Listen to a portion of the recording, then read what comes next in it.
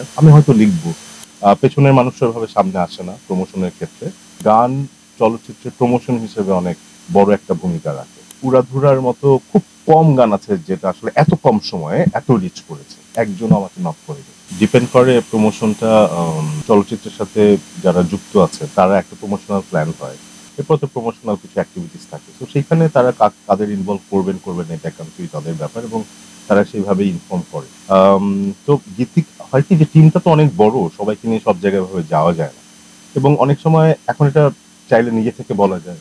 চলচ্চিত্রের প্রমোশনাল প্ল্যানের মধ্যে যেটা হয় সাধারণত পরিচালক বা মূলত নায়ক-নায়িকা বা মূল প্রোটাগনিস্ট যারা থাকেন তাদেরকে প্রমোট করা হয়। কারণ দর্শকরা তাদেরকেই চেনেন, তাদেরকেই দেখতে চান। তো তাদেরকে ব্যবহার করা হয় বেশি, তাদেরকে সামনে আনা হয় বেশি। সেখানে পেছনের যারা মানুষ তাদেরকে ওইভাবে আসলে মানুষজন চেনেও না অ্যান্ড তাদেরকে ওইভাবে প্রমোশনে যার কারণে ওইভাবে আনাও হয় না।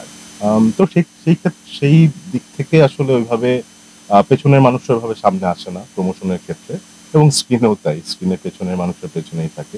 তো সেটা খুবই স্বাভাবিক। সেটা গ্লোবালি তাই হয়। প্রত্যেকটা আবার আলাদা ভাগ থাকে। যেমন ধরেন একজন স্ক্রিন প্লে লিখেন বা গল্পটা লিখেন। তার যেমন একটা দায়িত্ব আছে। আবার গানগুলো চলচ্চিত্রের ক্ষেত্রে গান খুবই বিশেষ করে আমাদের এই উপমহাদেশে চলচ্চিত্রে গান খুবই গুরুত্বপূর্ণ জায়গা। এবং গান চলচ্চিত্রের প্রমোশন হিসেবে অনেক বড় একটা ভূমিকা রাখে। গান ভালো হলে আমরা অনেক সময় দেখেছি যে মানুষজন যায় হলে।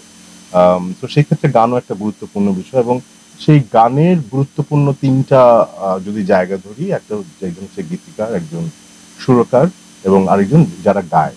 তো সেক্ষেত্রে আপনারা দেখবেন যে যারা সঙ্গীত শিল্পী তারাই সামনে আসেন সাধারণত। কারণ তাদেরকে মানুষজন দেখেন এবং তাদের পরিচিতি। কিন্তু মানে মজার ব্যাপার হচ্ছে আপনি যদি দেখেন জিনিসটা আ যখন গানটা তৈরি হয় তখন জিনিসটা কিন্তু উল্টা হয়। আগে গীতিকারের কাছে যায়। গীতিকার শুরু করে, তারপর সুরকার। অনেক সময় এমনও হয় যে সুরকার আগে সুরটা করেছেন, সেখানে গীতিকার কথা লিখছেন। কিন্তু বেশিরভাগ ক্ষেত্রে গীতিকার আগে গানটা লিখেন, তারপর সুরকারের কাছে যায়। সুরকার থেকে সঙ্গীত শিল্পী, সঙ্গীত শিল্পী থেকে পরিচালকের মাধ্যমে নায়ক-নায়িকা বা যারা অভিনয়ের শিল্পী আছেন তাদের কাছে যায়। কিন্তু যেটা হয় যে প্রমোশনের ক্ষেত্রে হোক বা গানের পরিচিতির ক্ষেত্রে হোক উল্টো জার্নিটা হয়।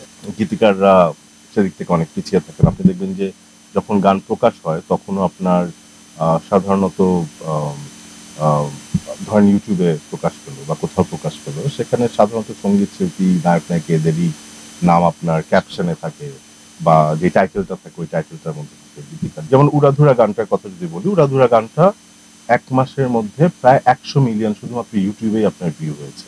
বাকি আমি Facebook, অন্যান্য সোশ্যাল মিডিয়া এবং হাজার, হাজার লক্ষ, লক্ষ রিলস হচ্ছে, TikTok হচ্ছে।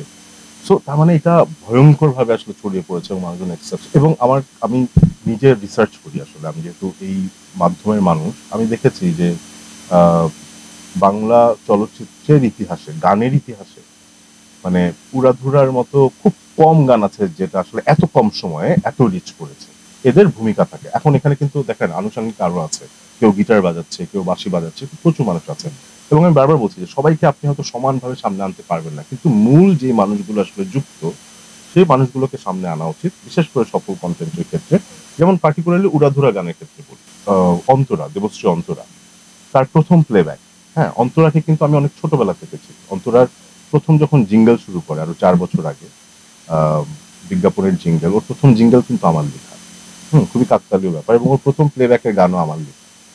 আ অন্তরাকে আমি যথেষ্ট স্নেহ করি। ও খুবই সম্ভাবনাময়। কিন্তু দেখেন আপনার ওর এই পুরো গানে ওর কিন্তু ২ লাইন ছিল জাস্ট, হ্যাঁ? "সখা গো প্রেমে মোর দিও না ধরা" ২ টা লাইন ছিল বাকিটা। সো এটা গানের প্রয়োজনেই এসছে যে ২ টা লাইনই আসলে দরকার ছিল।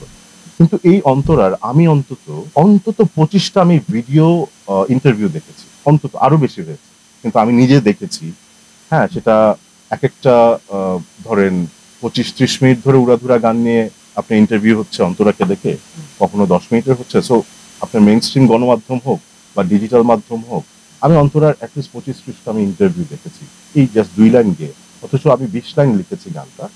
আমাকে কিন্তু একজনও আমি আবারও মেনশন করছি, একজনও আমাকে নক করেনি।